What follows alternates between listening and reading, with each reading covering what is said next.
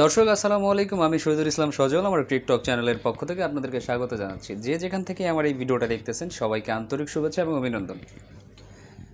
একদিকে যেখানে বাংলাদেশ দলের ভরাডুবি হয়েছে, অন্যদিকে রাতের খেলায় পাকিস্তান বনাম শ্রীলঙ্কার মধ্যে, মানে পাকিস্তান নারী বনাম শ্রীলঙ্কার নারী টিমের মধ্যে এশিয়া কাপের যে সেকেন্ড সেমিফাইনাল ম্যাচটা অনুষ্ঠিত হয়েছে, সেই ম্যাচটাতে অনেক হাড্ডাহাড্ডি একদম চরম উত্তেজনাপূর্ণ ম্যাচে শ্রীলঙ্কা কিন্তু এক বল হাতে রেখে 3 উইকেটে জিতে নিয়েছে।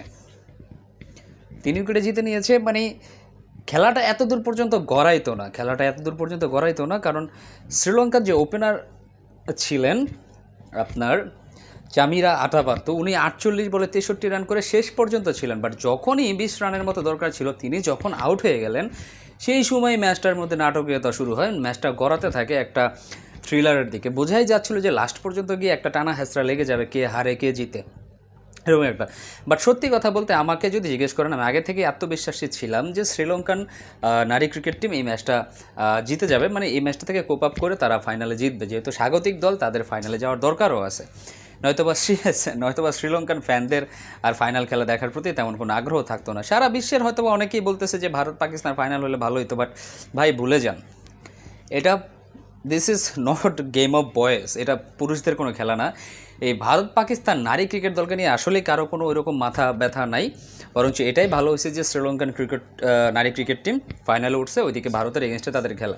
তবে একটা জিনিস লিখে রাখেন, আমি খাতা কলমে লিখে দিতে পারি, যেই উদযাপনটা শ্রীলঙ্কান ক্রিকেট টিম করছে, যে আনন্দটা তারা করছে, সেটা তাদের রাইটস আছে। বাট আমার কাছে যেটা অনুমেয় কি, আমি বলেই দিতে পারি যে তারা ভারতের কাছে গিয়ে ম্যাচটা হেরেই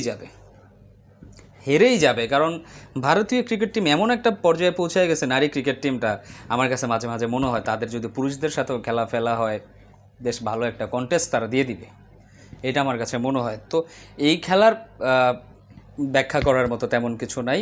পাকিস্তান টিম অনেক বেশি হার্ডওয়ার্ক করছে লাস্টের দিকে এসে শ্রীলঙ্কার এগেনস্টে ম্যাচটা বের করার জন্য, কিন্তু লাস্টের দিকে এসে যে 2টা ওয়াইড তারা দিয়ে দিয়েছে, সেই 2টা ওয়াইডই আসলে তাদের জন্য কাল হয়ে দাঁড়াইছে, যে কারণে তারা নিজেদের নার্ভটাকে কুল রাখতে পারে নাই, বিধায় তাদেরকে ম্যাচটা হেরে কিন্তু মাঠটা ছাড়তে বাধ্য হইতে হয়েছে। দর্শক, তো এই ম্যাচ নিয়ে দর্শক আমার কথা বলার মতো তেমন কিছু নাই, আমি শুধু এতটুকুই বলে দিচ্ছি, আপনারা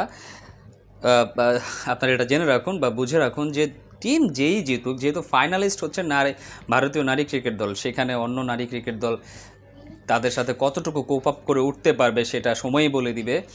যদি জিততে পারে ভালো, আই উইল ফিল গুড, আমার কাছে ভালো লাগবে যে অন্য কোনো একটা ক্রিকেট টিম ভারতীয় নারী ক্রিকেট দলকে হারাই দিছে। কিন্তু সিচুয়েশনটা এখন এরকম হয়ে গেছে যেন নিজের বারবার এই ভারত প্রশংসা করতেও ভালো লাগে না, তারা ভালো খেলতেছে, তারা জিততেছে, একটা একঘেয়েমি চলে আসে। সত্যি কথা বলতে একটা একঘেয়েমি চলে আসে। এক টিম এত ভালো খেলতেছে, এত মাঝে মধ্যে হারারও তো দরকার আছে, তাই না ভাই? আমি চাই শ্রীলঙ্কা জিতুক, কিন্তু মন বলতেছে ভারতে জিতে যাবে, খুব ইজিলি ভারত জিতে যাবে। আপনারা কি চান? আপনারা কি চান ভারত জিতবে নাকি শ্রীলঙ্কা জিতবে? সেটা আমার এই ভিডিওতে কমেন্টস করে জানান। ভালো থাকবেন, সুস্থ থাকবেন, আসসালামু আলাইকুম।